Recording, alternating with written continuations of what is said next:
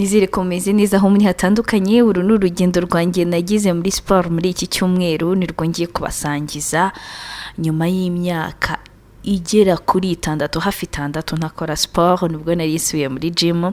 So nabanje kujya kwikoresha manza kujya muri gym ngo ndebe ko nyine nakwikoresha nta coach kako nduvuga nzajya nishyura nagiye yo nishyure ku munsi, nta mpamvu yo kwishyura amafaranga y'ukwezi. Namwe murabizi ibintu umuntu abapanga.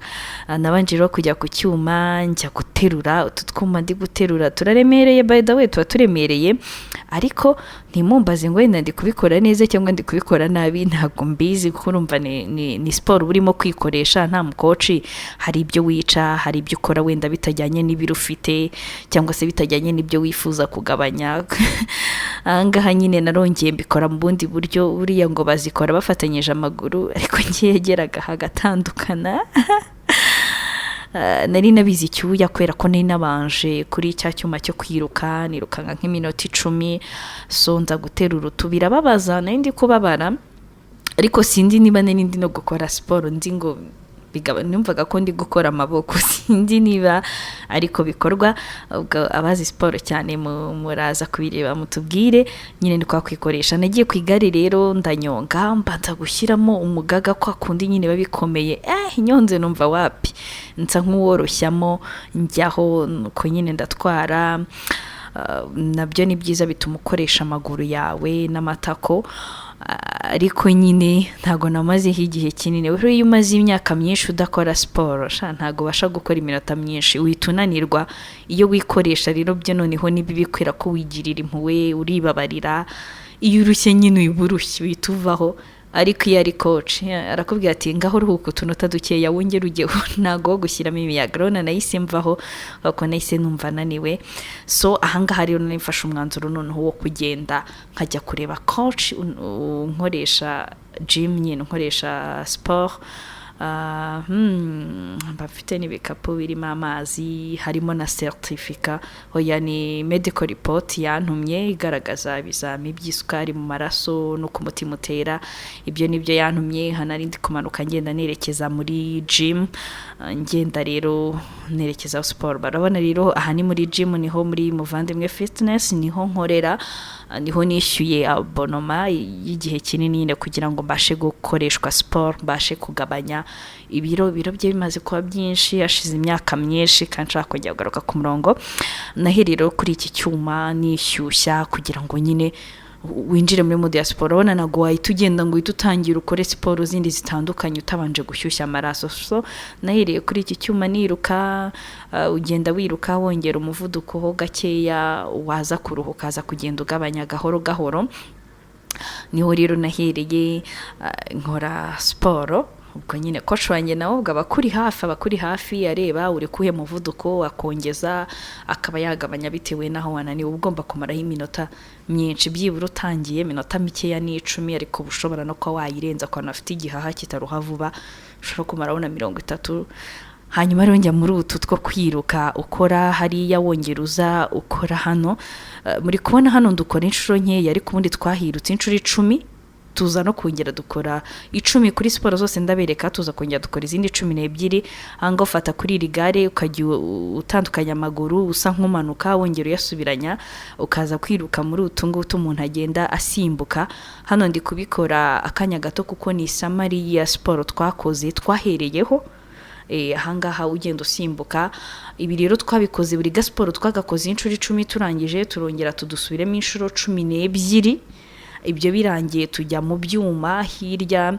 Murabona hano murimo kureba hirya hari umukoci wambaye utwenda tw'umukara, hirya ye hari ibyuma. Urabona hari umukobwa urimo gukora siporo z'amaboko, yazira nazo narazikoze, n'izindi hirya ukora zo kugabanya mu nda, izo kurega igituza ku buryo igituza cyongera kigahagarara neza, amabere akasa nk'agabanyukaho cyangwa se nkayongera guhagarara, nazo narazikoze. Izi ngizi rero ni nk'iz'umubiri wose. Urabona amaboko abakora, amaguru akora, mu nda hakora. Noneho hakurikiyeho guterura, kari akantu gafite ibiro 10, uragaterura ukajya uhinduranya amaguru. Buriya nuririye iburyo, ukurikiyeho ngomba kuririra ibumoso, kuriya ugenda uterura. Urabona ni iz'umubiri wose, amaguru ari gukora, amaboko ari gukora, n'ibindi bice by'umubiri birimo kugenda bikora.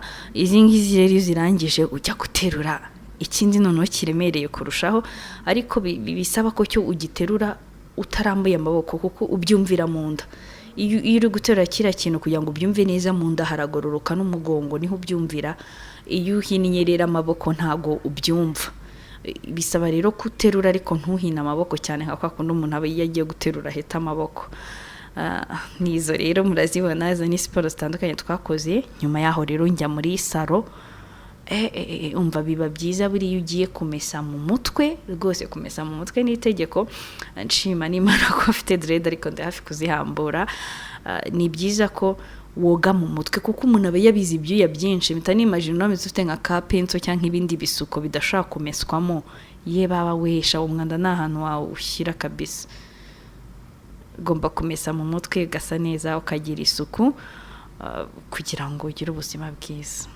Ibyo ni ibihe bitandukanye nagiye ngira. Nyuma rero yo kumesa mu mutwe naje nyine gukoresha jade zanjye, barazimfungira neza zimera neza, nabyo ndaza kubibereka ukuntu naje kurangiza nsa neza. Urwo ni urugendo rwose mbibutsa ko mugomba gukomeza kunshyigikira kuri channel yanjye kugira ngo njye mbasangiza n'ibindi byinshi byiza. Buriya uzakutagira siporo utagira igikombe n'imisatsi gusa uko bishatse, ntabwo ufite umusatsi wawe nabwo ntari. Urabona ko rero barimo kuyitaho, bagiye kutufungira neza maze kumesamo. Banaza kwereka ukuntu bimeze nyine. Namwe muze mujya muri salo cyangwa se mbarangire iyo njyamo bajye bakorera neza cyane. Stay in touch. Tuzagenda dukorana urugendo. Bashaka gukorera siporo mu rugo mushaka kurebera ko utwo natangireho namwe mugatangira gake gake, cyangwa bishoboye ukaza muri gym ugashaka umukoci akagufasha mu gihe waba umaze imyaka myinshi nk'iyanjye udakora siporo, kuko no kubona aho umuntu atangira bigoye. Ariko niba ufite esprit za siporo bishoboye wakwikorana. Hano nizere ko bimeze neza cyane. Nari ko bagiye kumvugira imisatsi, urabona ko mvugira utuntu twiza cyane. Hanyuma rero umuntu avuye muri siporo nyine agomba gukora isuku y'umusatsi ugasa neza kugira ngo ugende neza. Urabona ko nanjye nabaye mwiza. Turi mu rugendo tugiye gusura abantu, turimo kugenda dutembera. Ubwo abazi hano hantu cyangwa abahatuye turabasuje cyane. Tuzongera dusubire utaha rero mbere ku tundi tuntu twiza. Wibagirwe gukora subscribe kuri Kageme TV, gukora like, share, comment, byose mukomeze mushyigikire. Ibyiza biri imbere. Ndabakunda cyane. Bye bye. Mwakoze cyane rero n'urwo rugendo rwanjye nagize muri iki cyumweru. Mu bisangiza abandi, mukore like, comment zanyu ndazikeneye, mu bisangiza inshuti zanyu, umuntu akora subscribe, mukomeze kunshyigikira. Hari ibintu byiza ndi kubategurira, hari amatopic meza, hari ibiganiro byiza birimo n'abatumirwa nzabageza mu minsi iri imbere. Mwakoze cyane, Imana ibarinde. Bye bye.